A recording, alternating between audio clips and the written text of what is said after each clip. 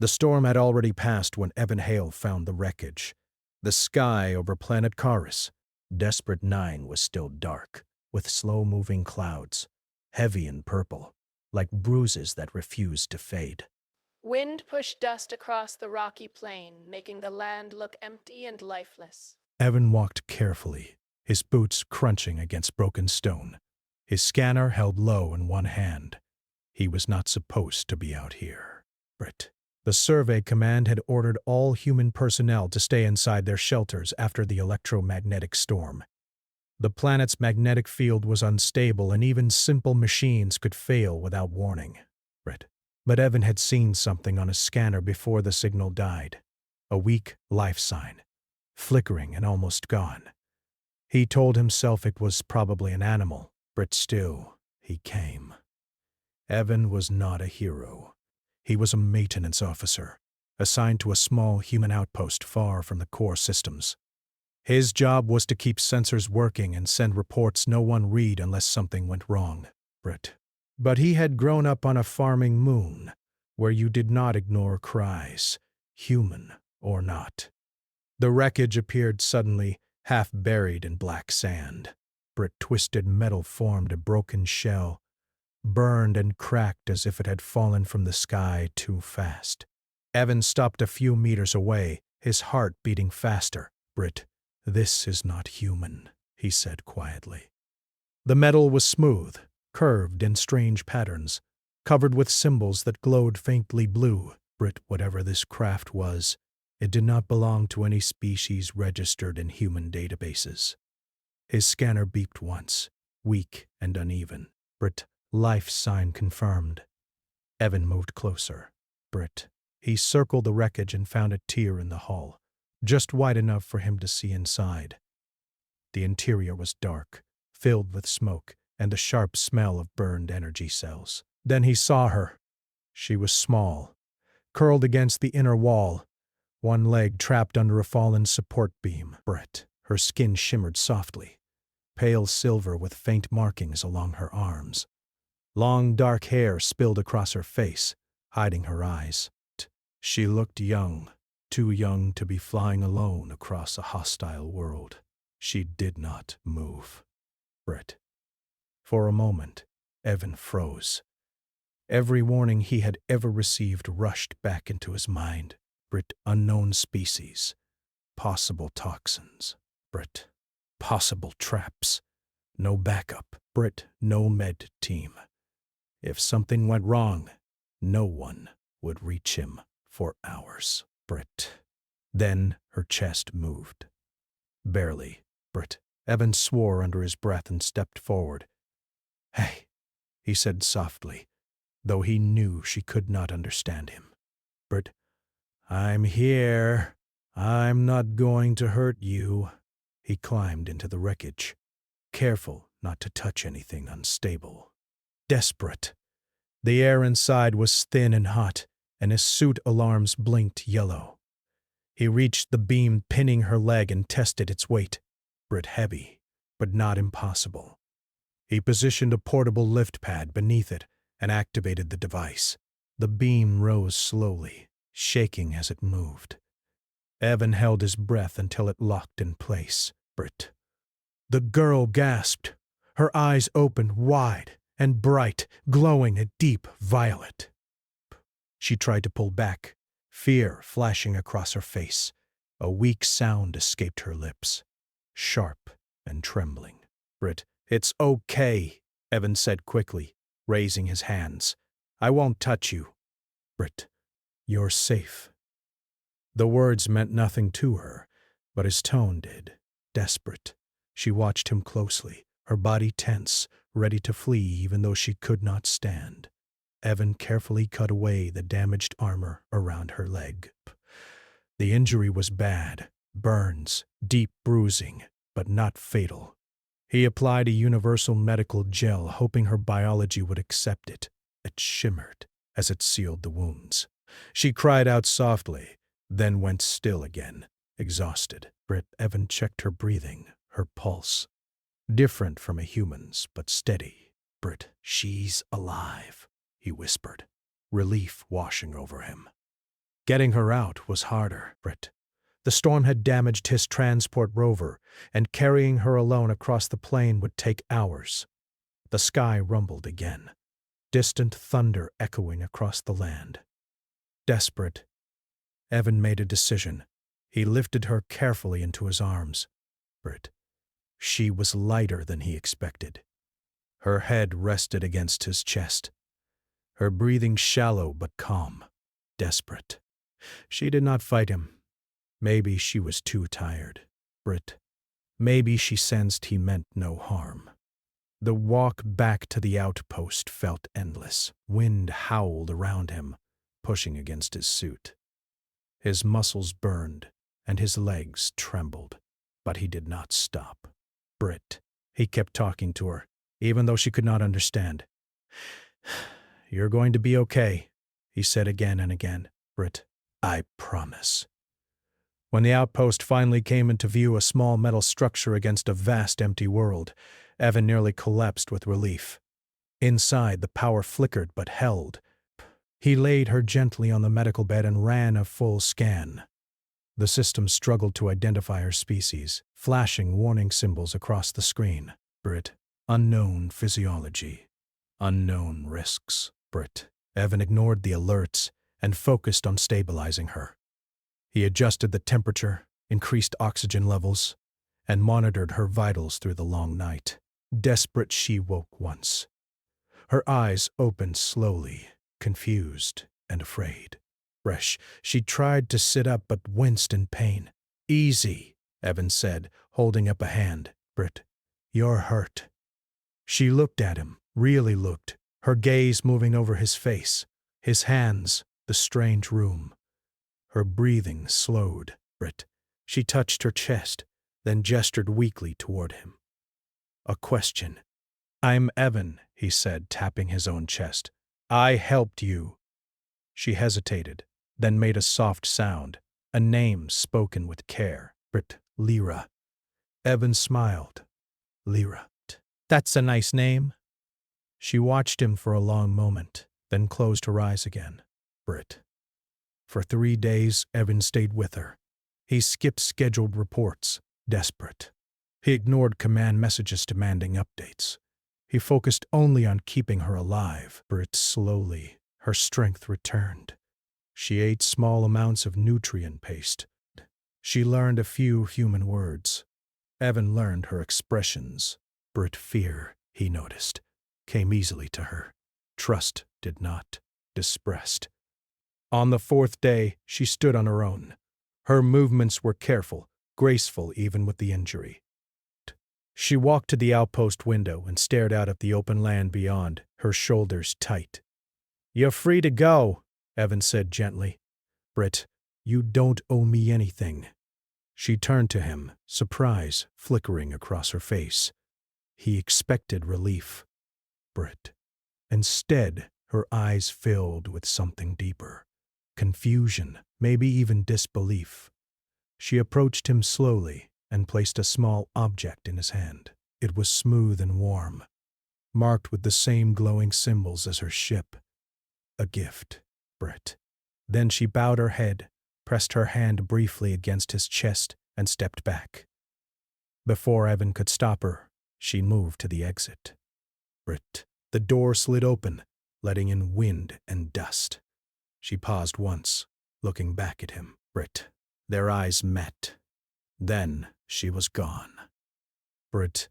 Evan stood there for a long time, the small object resting in his palm, the outpost suddenly feeling far too quiet.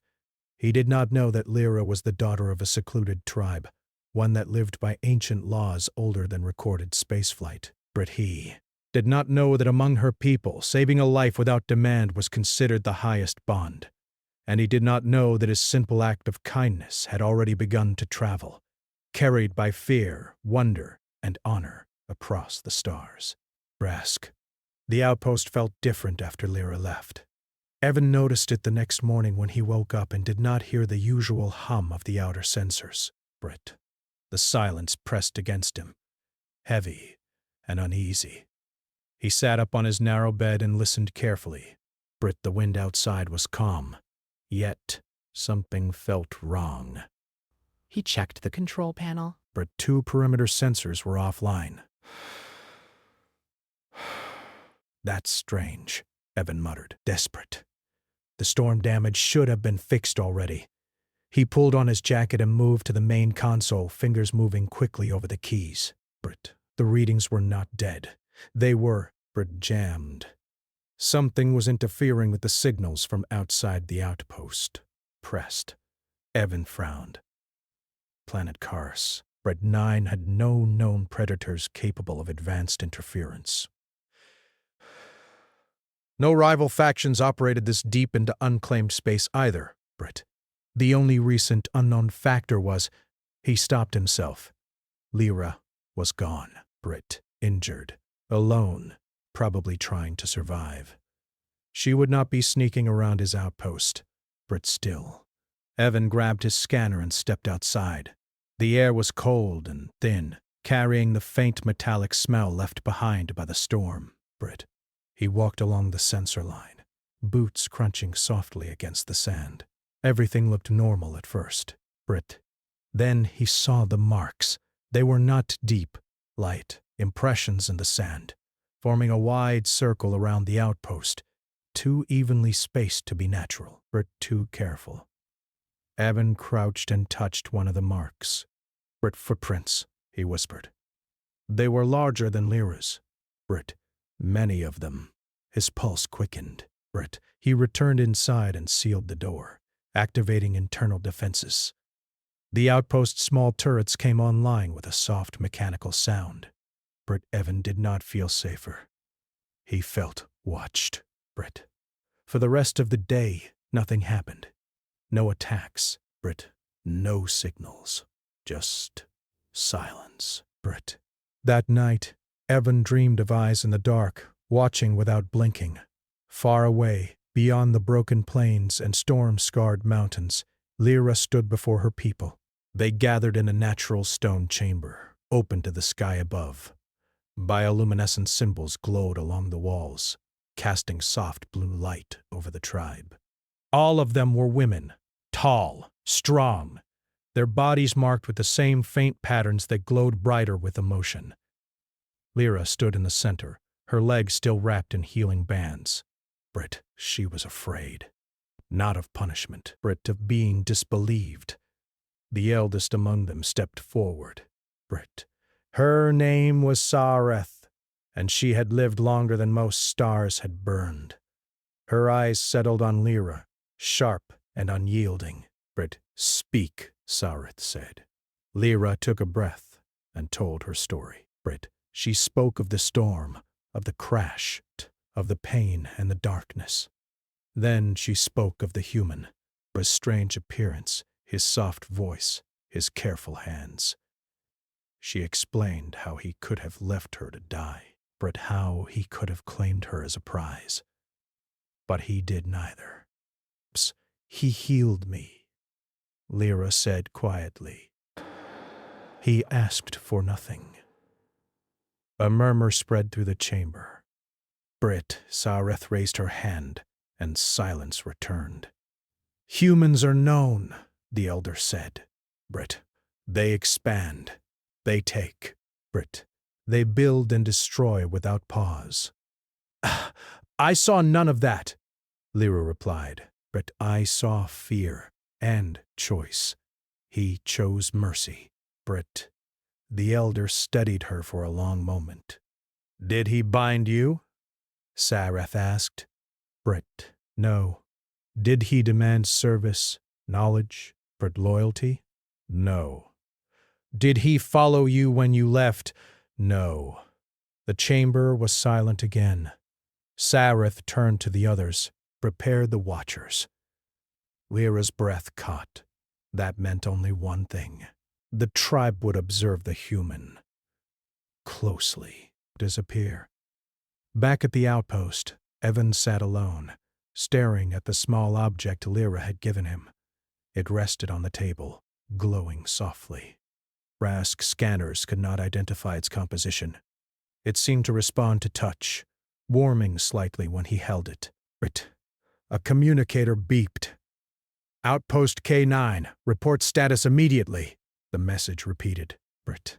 Evans sighed and sent a brief reply about storm interference and maintenance delays. He did not mention the footprints, but he did not mention the feeling that something waited just beyond the sight. That evening, the power flickered again. Britt. Evan jumped to his feet. "Hello!" he called out, feeling foolish. Breaths. The lights stabilized. The air grew still. Britt. Then the object on the table pulsed brighter. Evan froze, but a low tone filled the room, not loud but clear. Symbols formed in the air, projected from the object. Britt. They shifted and changed, slowly arranging themselves into patterns Evan almost recognized. "It's a signal," he whispered. "Not a message. A location beacon." Britt. Evan's heart raced. "Lyra." Britt. "What did you give me?" Outside, shapes moved across the plain. Tall figures, barely visible against the dark, advanced without sound. They stopped just beyond the reach of the outpost lights and stood still, watching. Evan saw them through the cameras, breath caught. They were not attacking. Desperate, not hiding either. They were waiting. Britt. He raised his hands slowly, even though they could not see him directly. "I don't want trouble," he said aloud. Britt. One figure stepped forward. A voice filled the outpost, clear and calm, transmitted directly into the room. Britt. "Human Evan Hale," it said. "We observe." Evan swallowed hard. Britt. "You're Lyra's people?" "Yes. Is she okay?" A pause. Britt. "She lives because of you." Relief washed through him so strongly his knees weakened. "That's all I wanted," Evan said honestly. "Britt," the voice continued, "your actions conflict with what we know of your kind." "I can't speak for all humans," Evan replied. Britt. "Only for myself." Another pause. Longer this time. Britt. "We will continue to watch," the voice said. "Your choices will decide what follows." The connection ended. Britt. The figures withdrew into the darkness, leaving only silence behind. Evan sank into a chair, heart pounding. Breath. He did not know what tests awaited him. He did not know what judgment would come. Britt. But he knew one thing with absolute certainty. Whatever happened next, he would face it the same way he had faced the storm, the wreckage, and a frightened alien girl trapped beneath broken metal, great as a human. And somewhere beyond the horizon, a tribe of warriors watched, waiting to see if that would be enough. Desperate days passed, and Evan's life became a tense routine. Every sunrise brought the same questions, the same unease. But the outpost felt alive in a way it never had before, though no one was inside but him. His scanners frequently glitched, but shadows seemed longer than they should be, and sometimes, at the edge of his vision, he felt movement, just a flicker. Then nothing. Britt. He told himself it was his imagination. Yet the object Lyra had left pulsed faintly every night, as if it were signaling something. Britt. Evan studied it constantly, but no human technology could decipher it. He wondered if it was alive. Sometimes he spoke to it quietly, as if it could understand him. Then, on the 5th day, it happened. The horizon glowed suddenly, not with the rising sun, which still slept behind the mountains, but with shapes moving in formation. Britt. Evan's scanner picked them up faintly, but not clearly. He ran to the observation deck and saw them, tall figures moving with purpose across the desert plain. There were 10, 15, Britt. Maybe more. They carried no visible weapons, but their presence was commanding. Britt. Every movement was deliberate, controlled, disciplined. Even from a distance, Evan could feel their strength. Britt. He froze, unsure whether to retreat or greet them. He had no idea what to expect. Britt. The figures stopped at the edge of the outpost's sensor range. They did not advance further. Britt. Instead, they waited. Evan's heart pounded in his chest. Britt. He swallowed hard and tried to steady his voice. I'm Evan Hale. I mean no harm, Britt. No reply came. Minutes passed, but then one figure stepped forward. She moved differently than the rest, graceful, almost floating across the rough terrain. But Evan could feel the authority radiating from her. The figure stopped several meters from the outpost door and raised her hand slowly, a gesture that was both formal and deliberate. The object Lyra had left glowed brighter, casting symbols into the air, faintly matching patterns on the approaching figure's skin. Evan's chest tightened. These were not ordinary aliens. This was the tribe Lyra had spoken of. Or, rather, the tribe that Lyra had left behind. Britt. The figure spoke, her voice strong and clear. It was not transmitted through any known channel, yet Evan could hear it perfectly in the room. Britt, human Evan Hale, she said. We have come because of her. Britt, because of your actions. Evan's throat went dry. Lyra, Britt, she sent you? She is safe, the figure replied. She is always safe when you act with honor. Britt, you have shown restraint, and we have observed. Now we come to see you. Britt. Evan realized he had no choice. He needed to engage with them. Britt slowly. He opened the outpost doors, allowing the wind and the figures to fill the space. He stood tall, hands raised slightly in a non-threatening gesture. Britt, the leader of the group, approached first. She was tall, easily 8 feet in height, and wore a suit of flexible armor, the edges etched with glowing symbols. Britt, her skin shimmered faintly, silver beneath the light, with violet markings that pulsed rhythmically. Her eyes, 2 deep amethyst orbs, looked directly into Evan's. I am Sareth, she said. You know of our customs. Britt, you know that life is sacred among us, and that every act of mercy creates bonds that cannot be ignored. Evan nodded, careful to remain calm. I did what anyone would have done. She was hurt. I helped. Britt, Sareth's gaze did not waver. Not anyone. Britt, you are human. Your species does not act like this by instinct. Britt, you chose mercy. Evan felt a chill. Britt, his actions, simple human choices, were being measured against standards he barely understood. Rhett, I don't understand. Why are you here? It's desperate. I'm just a maintenance officer. I'm not. You are enough, Sareth interrupted. Britt, you saved one of ours without demand, without expectation, without fear. Britt, that act has consequences. You are now bound to observe and be observed. Britt, it is how we measure trust. Evan's mind raced. Bound? Desperate. You mean like a hostage? Sareth shook her head slowly. No. You are free to act, but your actions will determine whether we consider you an ally or a stranger to be avoided. The other women stepped forward then, forming a loose semicircle around the outpost. Each one was formidable, yet they did not attack. But their presence alone was overwhelming. Evan realized these women had trained to survive a harsh world where only strength, skill, and wisdom ensured life. He felt the weight of centuries of survival and tradition pressing on him through their calm, unyielding stares. One of them, smaller but no less imposing, approached Evan cautiously. Britt. She knelt slightly and extended her hand toward the object on the table. Evan instinctively raised it higher. Britt. It was hers, he said. She left it for me. Desperate, I don't know what it does, but I trust it. And I trust her. Britt. The kneeling figure studied him. She touched the object lightly, and it pulsed in response, spreading glowing symbols across the room. Evan saw the symbols mirror those on the women's skin. The connection was clear. Britt. His act of saving Lyra had sent a ripple across their society, and this small device carried proof of that bond.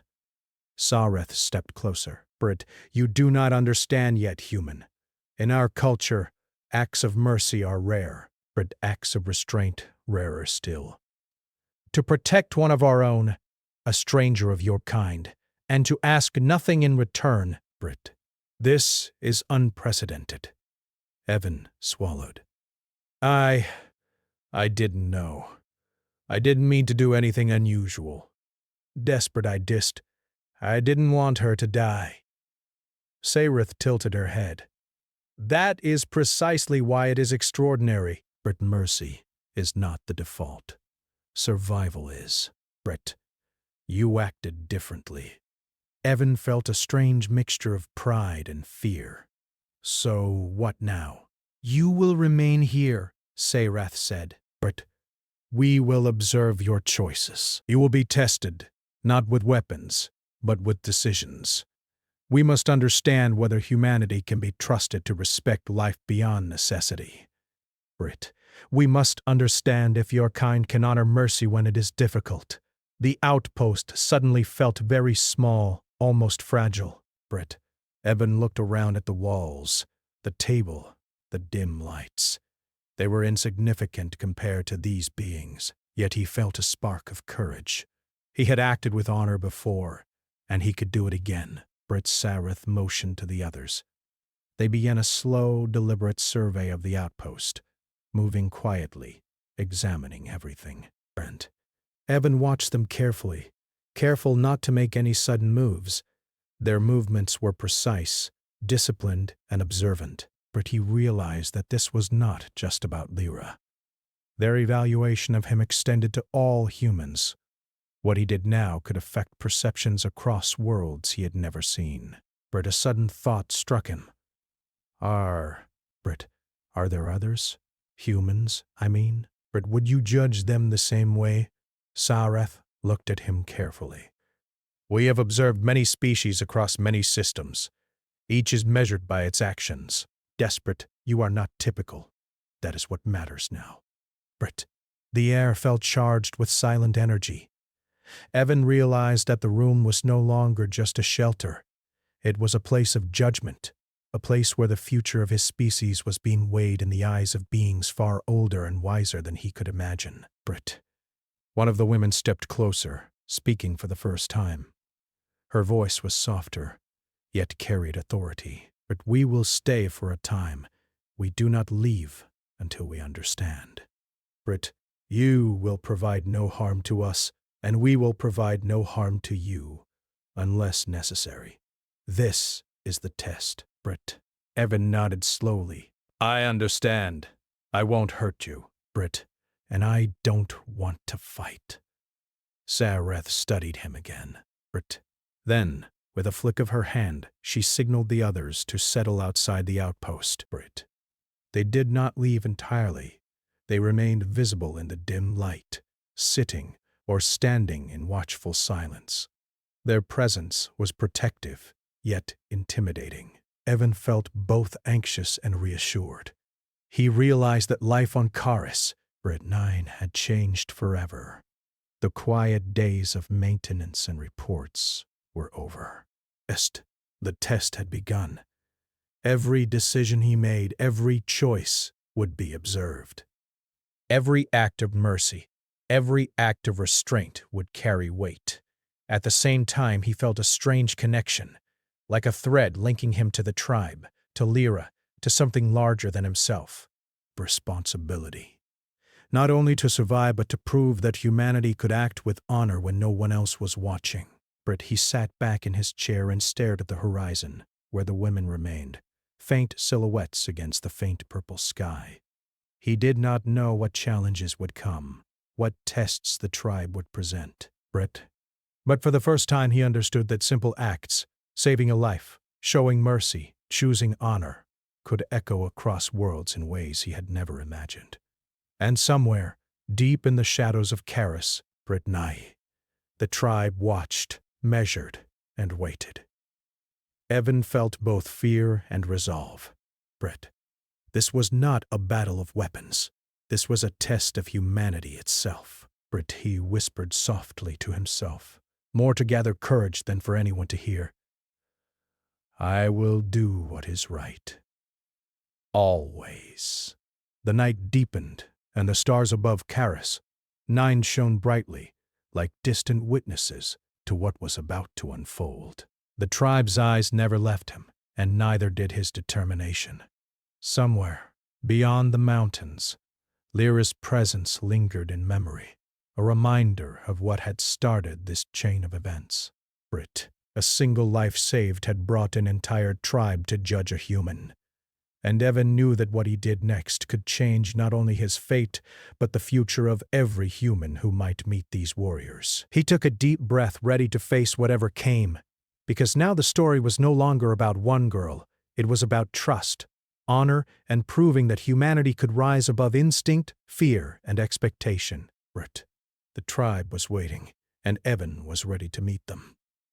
The desert sun rose pale and low over the jagged horizon, casting long shadows across the outpost. Evan Hale moved through the main hall with a quiet focus he had never known before. Every action felt heavier now, more deliberate. The presence of the alien tribe outside had transformed his simple life into something fragile, extraordinary, and perilous. He checked the perimeter again. Nothing had changed, yet he felt the same unease. The tribe remained in formation just beyond the outpost's sensors, tall silhouettes against the shifting sands. They did not approach without cause, but they did not leave either. Their vigilance reminded him that every choice he made was being watched. Evan had learned a few things since they arrived. The tribe valued observation, patience, and judgment. They respected mercy over force. They expected courage in subtle ways, restraint in moments where instinct might scream otherwise. Every minor decision, from how he handled equipment to how he rationed food, was a silent evaluation. The day's first challenge arrived with the sound of alarms. A group of scavenger drones, operating illegally in the sector, had detected the outpost and were moving in to strip it for resources. Evan recognized them instantly, worn, autonomous, and heavily armed. He had no weapons ready, only maintenance tools and his wits. His heart beat faster, but he did not panic. He remembered what Sareth had said. This was not about force, but choice. The drones were dangerous, but violence was not the only path. He ran to the control console and began rerouting power to the defense systems, not to attack the drones directly, but to create barriers and traps that could slow them down. The tribe watched. Evan felt their gaze, silent and judging, even as he moved. The first drone struck a fence of energy fields. It sparked and collapsed into the sand. Evan adjusted the field manually, guiding the remaining drones into an area where the outpost's terrain and his improvised traps slowed their advance. Minutes stretched like hours. Sweat ran down his face, yet he worked tirelessly, calculating and improvising. The drones were strong, but not intelligent enough to predict his strategies. With patience, he isolated them, herding them away from critical infrastructure. Then one drone, larger than the others, attempted to breach the main building. Evan activated the final trap, a magnetic pulse that would disable the drone without destroying it. The pulse surged. The drone toppled, and for a moment, silence returned. The tribe stepped forward, closer now, their movements deliberate. Evan knew they were analyzing everything he had done, not just the success, but the decisions. He had chosen restraint over aggression, and he had protected life where possible, and avoided unnecessary destruction. Sareth approached him. You could have destroyed them. Why did you not? Evan wiped sweat from his brow. Because they were machines, yes. But if I destroyed them completely, their makers might come after us with more force. I chose to disable them, not destroy. It was safer for everyone, including you. Sareth studied him, expression unreadable. You consider the consequences beyond immediate danger. Brit. That is wisdom. Evan felt a strange pride, but it was tempered by exhaustion. He glanced at the remaining women, all of them observing silently. Brit. Their judgment was not harsh, but it was precise. Grasp. They noticed every hesitation, every risk assessed, every life spared. Hours later, the drones had been moved far enough away that the outpost was safe, and the tribe finally withdrew slightly, giving Evan a small measure of space. Brit. The leader, Sareth, did not speak immediately. She seemed to be absorbing everything.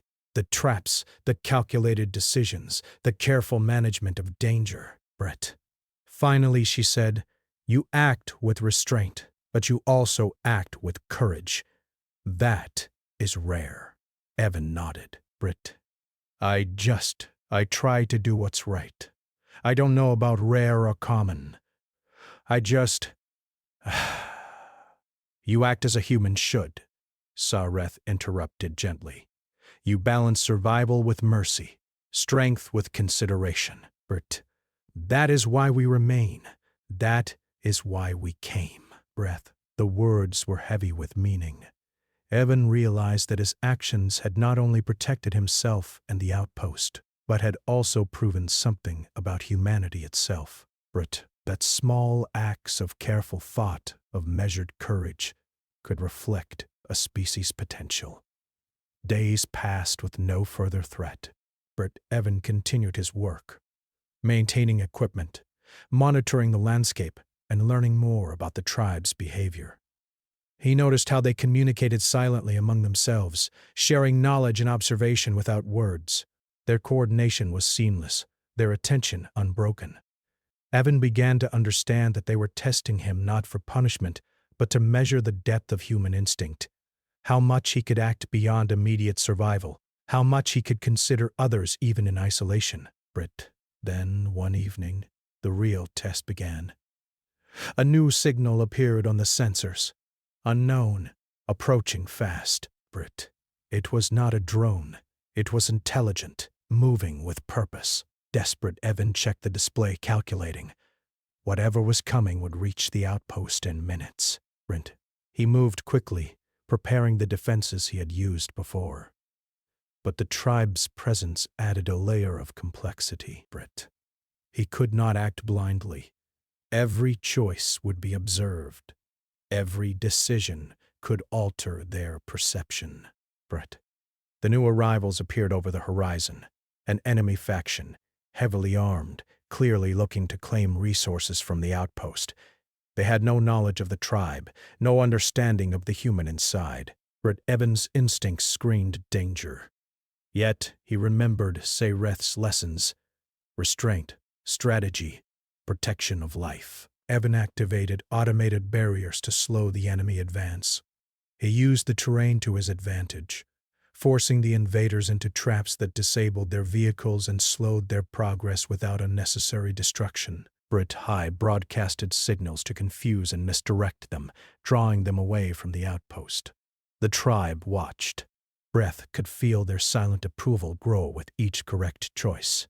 He managed every step, balancing defense and non-lethal containment.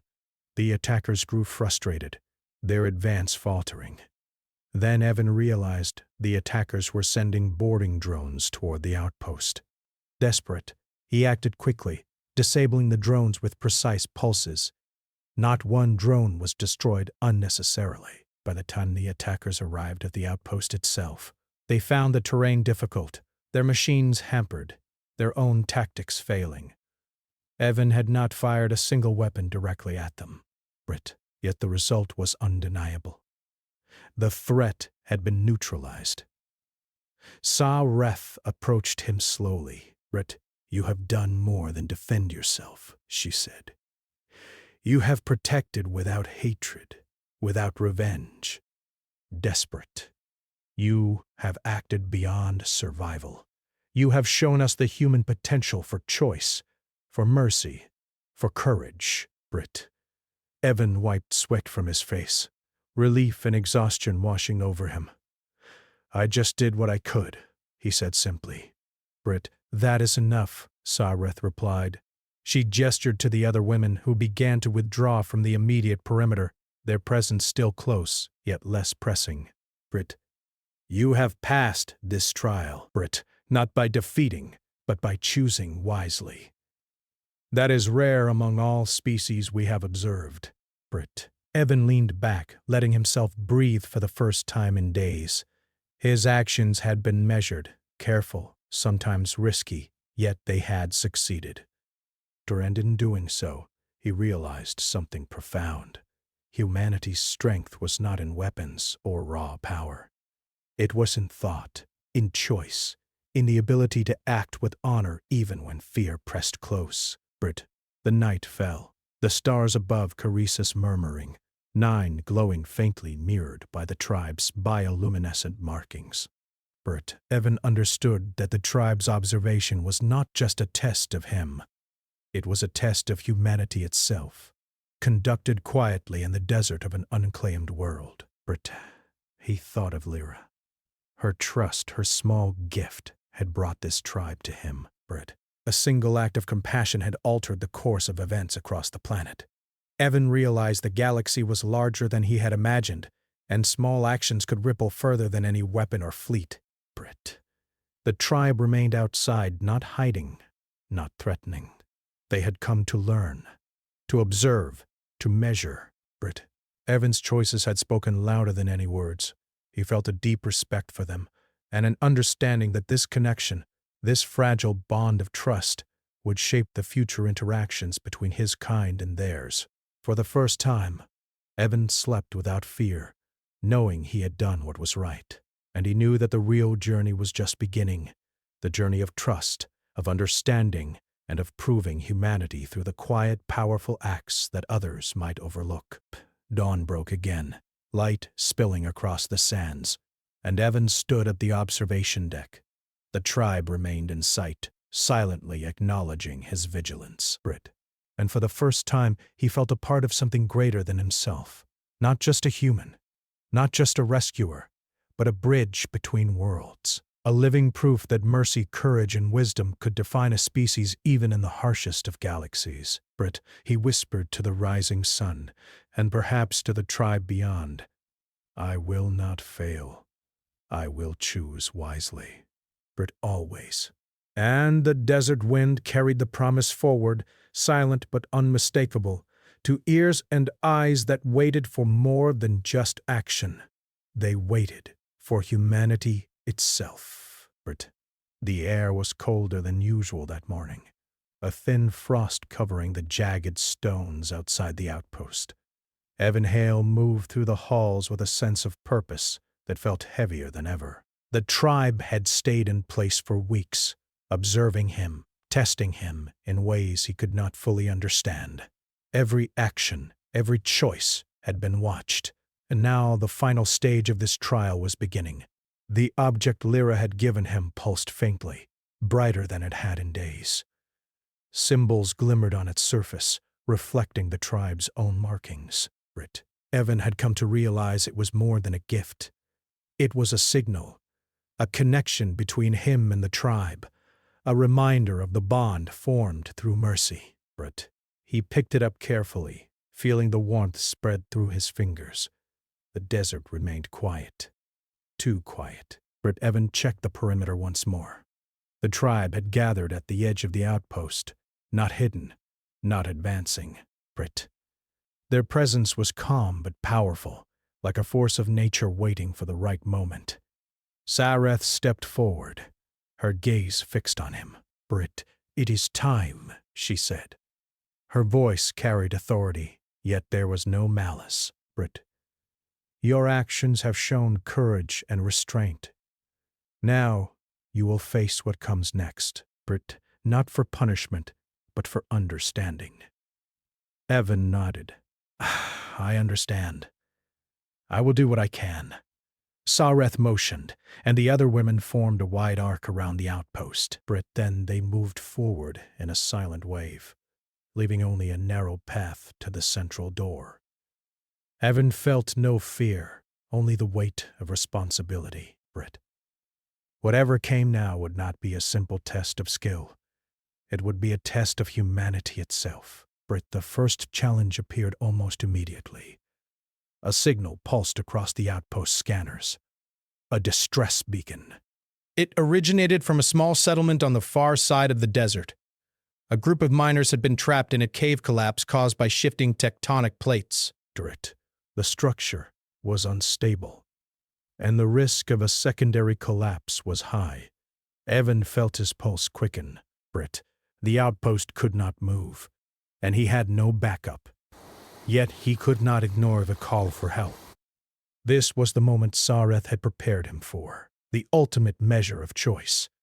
Could he act to save others even when the risk to himself was real? I can do this, he said aloud, gripping the rail of the observation deck. I have to. He prepared the rover, checking every system. Terrain was treacherous, but the path was clear enough for a skilled driver. Evan navigated the rocky plain, the wind carrying grit into his suit. Hours passed as he drove, careful not to damage the rover. The desert seemed endless, but the object in his pocket pulsed, guiding him, reminding him of the bond he had formed. When he reached the settlement, the scene was chaotic. Dust and smoke rose from the cave entrance, and weak signals from the trapped miners flickered faintly on his scanner. One of the structures had collapsed completely, blocking the main exit. Evan took a deep breath. Panic would not help. He had faced danger before, but this was different. These were lives, fragile and human. At risk, desperate, he assessed the situation. Debris was heavy, unstable, yet movable with careful planning. Evan found an access point, crawling through a narrow tunnel that had not fully collapsed. The miners inside were terrified, trapped in darkness. Their voices were small against the weight of stone. "Stay calm," Evan shouted, Bine, desperate. "I'm here to help. Follow me carefully." The miners looked at him with wide eyes. One of them, a young man no older than Evan himself, asked, Who are you?" "Someone who wants to get you out safely," Evan replied. "Trust me. Watch your step and move when I tell you."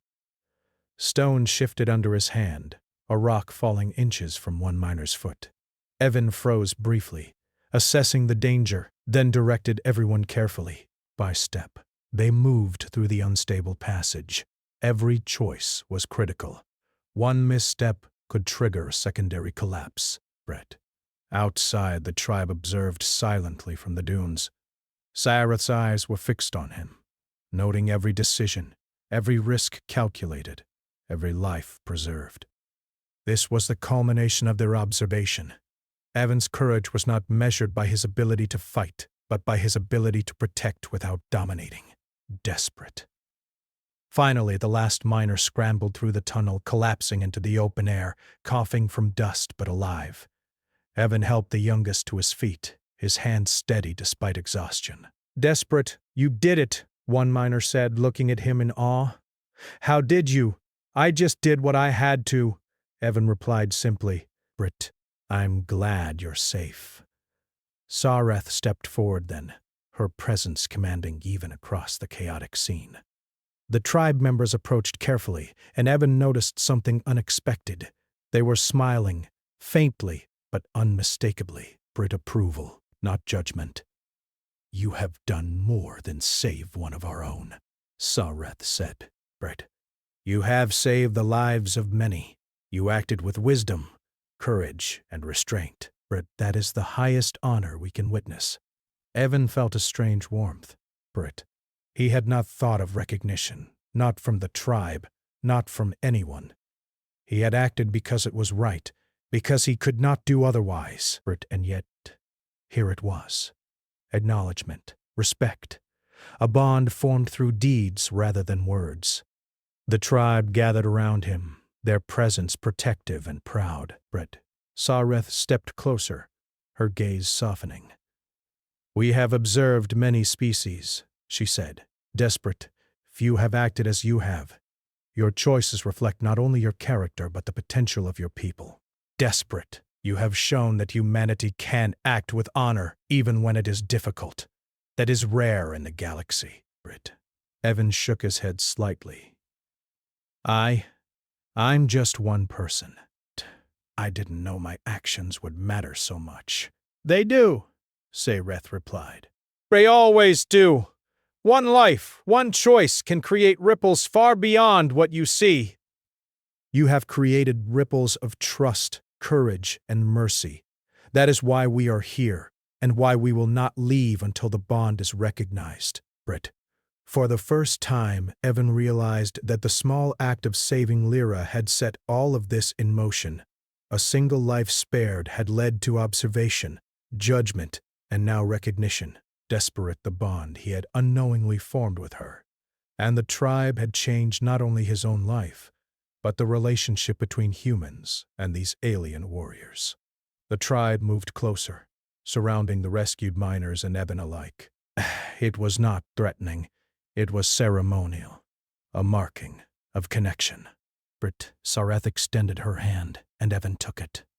There was no struggle, no hesitation, just acknowledgement. Brit, you are now our ally, Sareth said. Not by force, not by demand, but by choice. You have proven that humanity can act with mercy, wisdom, and courage. That is more powerful than any weapon, more binding than any law.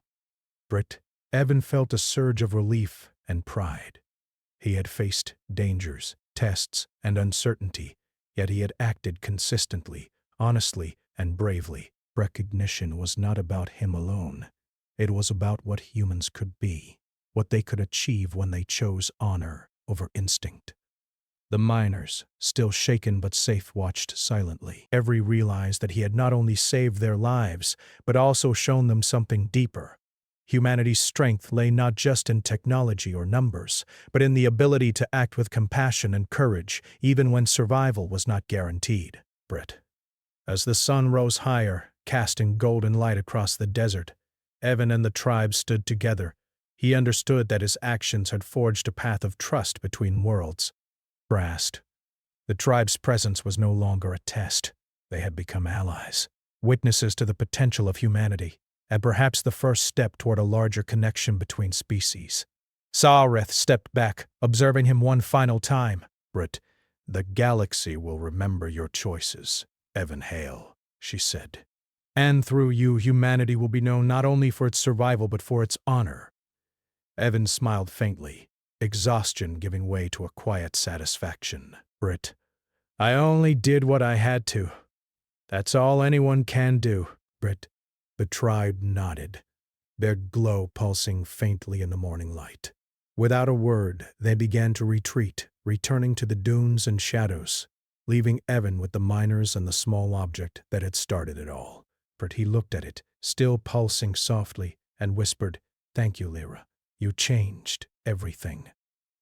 For the first time in weeks, Evan felt truly at peace. Brit. The trials were over. The test was complete, Brit. And he understood something profound.